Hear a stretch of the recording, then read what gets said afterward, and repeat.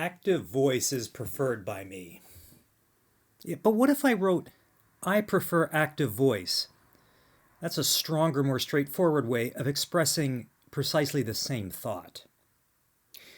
In active voice, the subject does the acting. In the sentence, I prefer active voice, I am the subject.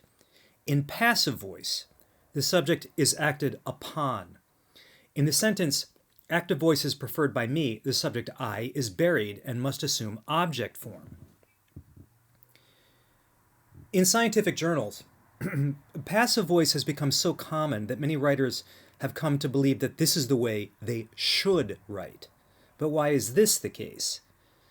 The truth is that early in the 20th century, the use of active voice was the rule, not the exception. And then, over the course of time, scientists began using passive voice with more frequency, and suddenly it became a convention. But there's no rule that says that you must use passive voice when you write your article. In fact, there are some very good reasons why you shouldn't.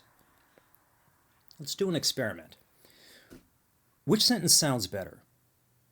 350 patients with subacute sclerosing panencephalitis were recruited. Or, we recruited 350 patients with subacute sclerosing panencephalitis. The first sentence is written in passive voice, the second in active voice. Using active voice here solves a few problems. First, it relieved me of the responsibility of spelling out the number 350. And you should know that by convention, English sentences almost never begin with numerals. Second, it requires fewer words, and it is therefore easier to read. And finally, and perhaps most importantly, active voice says to the reader, we, the investigators, recruited these patients to participate in this study. Use of passive voice implies that we investigators sat back in the shadows and the 350 patients appeared as if by magic.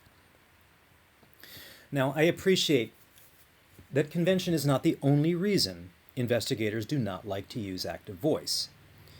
Many feel uncomfortable using the pronoun we, even when it is entirely appropriate to do so. If we is problematic, how much more so is the pronoun I when an article is authored by one investigator? Perhaps the reason for the hesitancy is modesty, but why be modest? If you recruited the patients, if you cultured the cells, if you ran the assays, what is wrong with telling the reader what you did?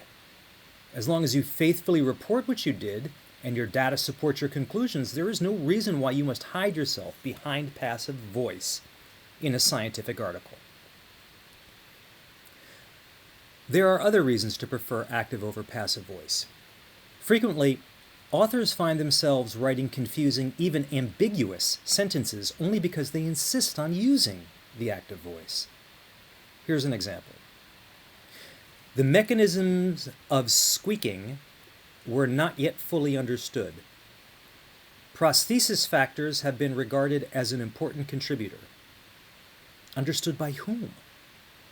An important contributor to what? This, by the way, is from a real article that got published. And I will not provide the link in the context of this video.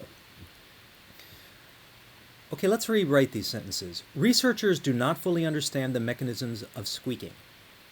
Prosthesis factors may contribute importantly to the mechanism. Okay, I did a couple of things here. First, by using active voice, I made it clear that the scientific community as a whole does not understand the mechanisms of squeaking. Second, by turning the phrase have been ellipsis an important contributor into the active verb contribute, I made the sentence more muscular by making prosthesis factors the actor that does the work of contributing rather than sitting around as a passive effect that is acted upon by some anonymous entity. The next time you try to sit down and write in English, try using active voice. Ask yourself, does this sound better? Does it sound stronger, more direct, more earnest? It should. More important, are the sentences easier to understand? Although I'm not an expert in the neurobiology of language, I strongly suspect that we are wired to interpret sentences in active voice, even when we read sentences written in passive voice. If the sentence is already active, with the subject doing the action, our brains, if the sentence is already active with the subject doing the action, our brains do not have to do any additional interpretive work. It's all there in black and white. I highly recommend active voice. Who knows? If more of us do it, perhaps it will catch on.